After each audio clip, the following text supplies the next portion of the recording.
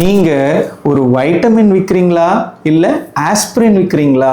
உங்க நண்பர் ஒருவர் வைட்டமின் மாத்திரை விற்க முயற்சி பண்றாருன்னு நினைச்சுக்கலாம். இது நீண்ட கால ஆரோக்கியத்துக்கும் நோய் எதிர்ப்பு சக்தி அதிகரிக்கிறதுக்கும் ஒட்டுமொத்த உடல் நலத்துக்கும் ரொம்ப நல்லதுதான் இல்லைங்களா?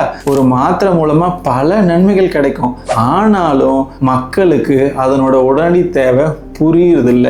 இன்று எனக்கு எந்த பிரச்சனையும் இல்லை அப்படின்னு சொல்லுவாங்க. இன்னைக்கு எனக்கு எந்த பிரச்சனையும் இல்லையே, எதுக்கு இதை நான் வாங்கணும் அப்படின்னு நினைக்க ஆரம்பிச்சிருவாங்க. வைட்டமின் மாத்திரையின் முக்கியத்துவத்தை பொதுவாக நம்ம ஏற்றுக்க மாட்டோம். அதன் முக்கியத்துவம் தெரிந்த சிலர் மட்டும்தான் வாங்குவாங்க.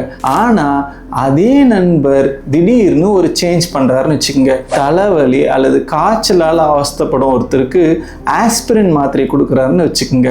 அந்த ஆஸ்பிரின் மாத்திரை உடனடியாக அவர்களோட தலைவலியை குணப்படுத்தும் அல்லது காய்ச்சலை குறைக்கும். தலைவலியால் துடித்துக்கிட்டு இருக்கவங்க அல்லது காய்ச்சலால் கஷ்டப்படுறவங்க தங்களோட பிரச்சனையை தீரணுன்றதுக்காக அந்த மாத்திரையை எடுக்க ஆரம்பிச்சிருவாங்க. அப்போ அந்த மாத்திரையை வாங்குறதுக்கு நிறைய பேர் போட்டி போடுவாங்க.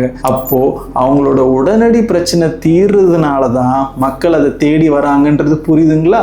இதை என்ன நம்ம புரிஞ்சுக்கலாம்? தன்னோட பெயின் பாயிண்ட்டை உடனடியாக தீர்க்கக்கூடிய தெளிவான சொல்யூஷனுக்கு மக்கள் எளிதா தேடி வருவாங்க. எதிர்காலத்தில் கிடைக்கும் நன்மைக்காக நம்ம காத்திருக்க மாட்டோம். ஒரு பரவலான ப்ராப்ளமை கண்டுபிடிங்க, அதுக்கு ஒரு தெளிவான ரெமெடியை கொடுங்க, பிறகு பாருங்க உங்க வெற்றியை. All the best.